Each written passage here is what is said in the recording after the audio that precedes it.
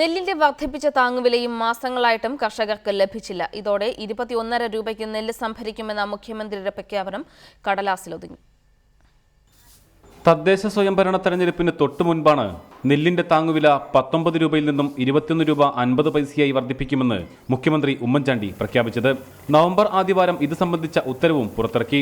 എന്നാൽ നാളിതുവരെയായിട്ടും വർദ്ധിപ്പിച്ച പണം കർഷകർക്ക് ലഭിച്ചിട്ടില്ല. ഇപ്പോഴും 19 രൂപ പ്രകാരമാണ് സപ്ലൈകോ കർഷകർക്ക് നൽകി വരുന്നത്. താങ്ങുവില വർദ്ധിപ്പിച്ചതോടെ ആശ്വാസം കൊണ്ട നെൽകർഷകർ മാസങ്ങളായിട്ടും അധിക തുക ലഭിക്കാതെ വന്നതോടെ കടുത്ത പ്രതിഷേധത്തിലാണ്. കർഷകരെ കബളിപ്പിക്കുന്ന സമീപനമാണ് സർക്കാർ സ്വീകരിക്കുന്നതെന്ന് ഇവർ പറയുന്നു. ഇലക്ഷൻ കഴിഞ്ഞിട്ട് പറഞ്ഞു ഞങ്ങൾ ഇപ്പോൾ കൊടുക്കാൻ തീരുമാനിച്ചിട്ടുണ്ട്, എന്തായാലും ഉടനെ കൃഷിക്കാർ കിട്ടും പറഞ്ഞു. എന്നാൽ ഇന്നേ വില കൂടിയ വില കൃഷിക്കാർ കിട്ടിയിട്ടേ. അതാണ് നഗര സത്യം. ഇതപ്പോൾ നെല്ല് സംഭരണ റേഷൻ തുടങ്ങുകയും ചെയ്തു. ഇനിയിപ്പോൾ എപ്പോൾ കിട്ടും ഉറപ്പ് പറയാൻ വയ്യ. 1 കിലോ നെല്ല് ഉണ്ടാക്കണമെങ്കിൽ 20 രൂപ ചിലവുണ്ട്, 19 രൂപ അവർ തരുന്നുണ്ട്. അത് തന്നെ കഷ്ടിമുഷ്ടി മാസങ്ങൾ കഴിഞ്ഞാണ് കിട്ടുന്നത്.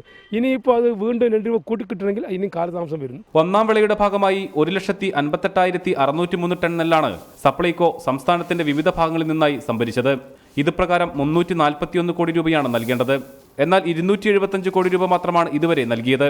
65 കോടി രൂപ കുടിശ്ശിക. രണ്ടാം വിളയുടെ കൊയ്ത്ത് ആരംഭിച്ചിട്ടും വർദ്ധിപ്പിച്ച താങ്ങുവില നൽകാൻ തയ്യാറാകാത്ത സപ്ലൈകോയ്ക്കെതിരെ സമരത്തിനൊരുങ്ങുകയാണ് നെൽകർഷകർ. റിപ്പോർട്ടർ, പാലക്കാട്.